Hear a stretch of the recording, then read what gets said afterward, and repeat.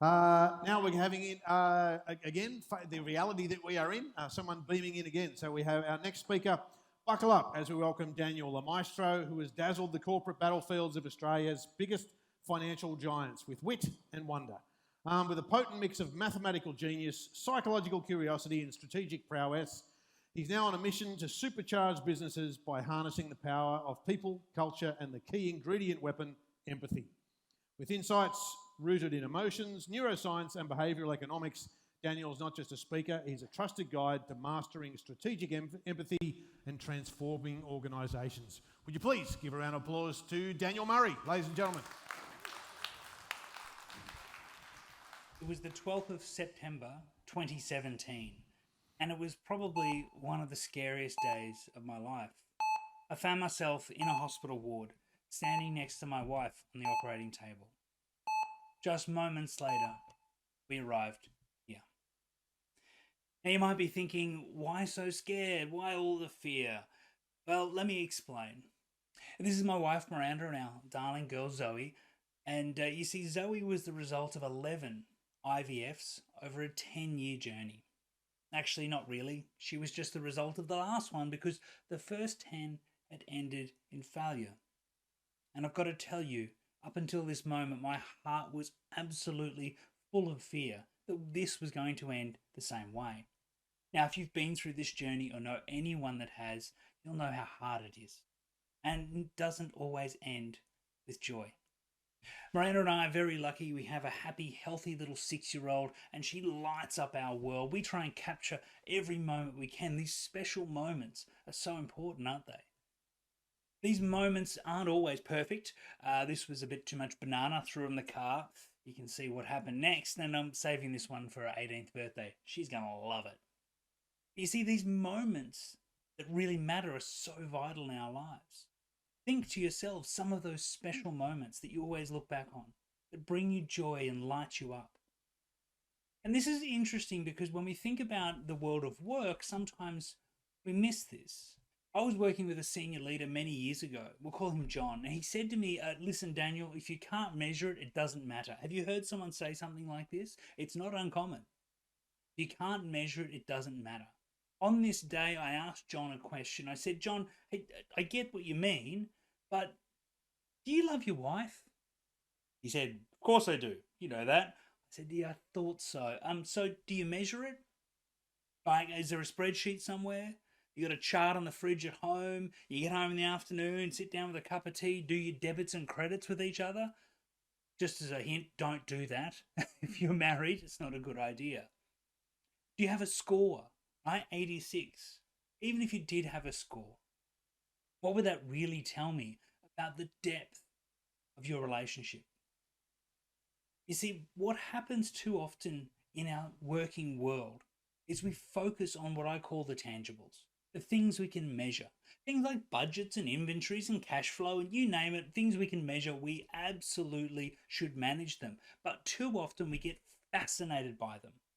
We get so drawn into them that we forget there's a whole other side to manage. The intangibles. Things like relationships, culture, values, emotions, the things that really drive us. The things that are most important in our world always sit on the other side. The biggest key to high performance is on the intangible side. And so what we need to do is help people understand how to manage both sides of this equation.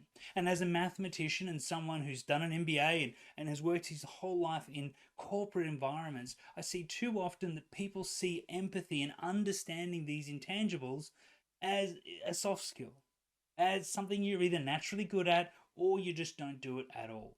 And I want to break that mold. Empathy is too important for us to leave as one of these things that should be sprinkled on top. It is not a soft skill. It is a critical skill of understanding why people do what they do. Understanding why people do what they do. Could there be anything more important in our modern world? Now, what I found was I wasn't very good at empathy, so I went looking for a process. Maybe I can find some steps, I can practice, I can get better. Bad news, couldn't find a process. Good news, I built one.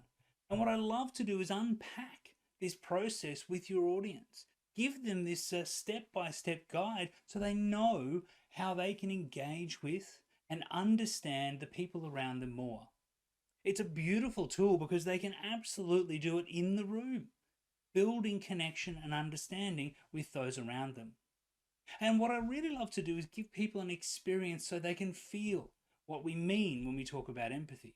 Now, I'm going to show you a very quick video here, don't even a minute or so long, just going to get you to watch the video, and at the end I'm going to ask you a simple question.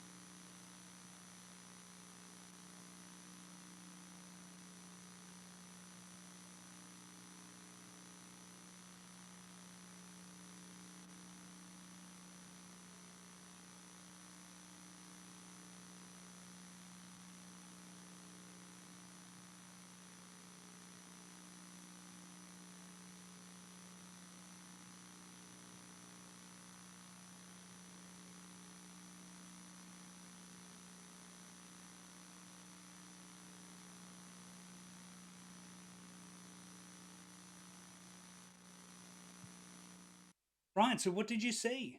This is one of my favorite parts of my keynote. Often you'll get very passionate descriptions of violence and aggression and a bully, and the little ones are trying to get away, and then they teamed up together and they got away, and the big one got aggressive, and you hear all of these wonderful things. My favorite ever response to this was a large gentleman at an engineering firm. He said, "Listen, mate, it's pretty obvious. The big male triangle, he was beating up the little ones. They ran away, he got the shits and broke everything." And I loved this response because my question was, which part of the triangle do you lift up to check its gender? You see, I spent a lot of time studying mathematics and we never had angry triangles. You didn't see an angry triangle, you didn't see aggression, you saw none of that going on. All you saw were shapes moving around. And then we make assumptions, don't we? Gee, we're good at it as humans. We see things, we make assumptions so quickly. And this is why we need empathy so badly. Because we too often make assumptions instead of being curious. Instead of really seeking to understand the world of someone else. And this is vital. Because it's the time we take to understand that builds the trust we need to be successful. Whether it be sitting next to someone at a conference, working in a boardroom, we need to start to slow down and build this skill of empathy to understand what really goes on in another person's world. Because when we understand, we can change their life. I know this is true.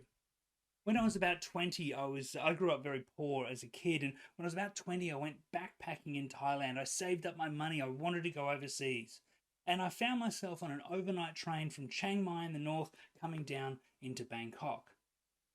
I woke up in the morning on the train as the smell of Bangkok started to fill the cabin, and I noticed that there was a woman in a uniform walking down the train. She had a wooden box, and I quickly made out that she was collecting money from passengers who'd had a meal overnight on the train. I'd had a meal, so naturally I reached for my wallet. And in my dazed and groggy state, I opened it and my heart sunk. I had no cash. As she approached, the wooden box was clearly not PayWave enabled, my credit card was useless, and my head went into a whirlwind of fear and anxiety.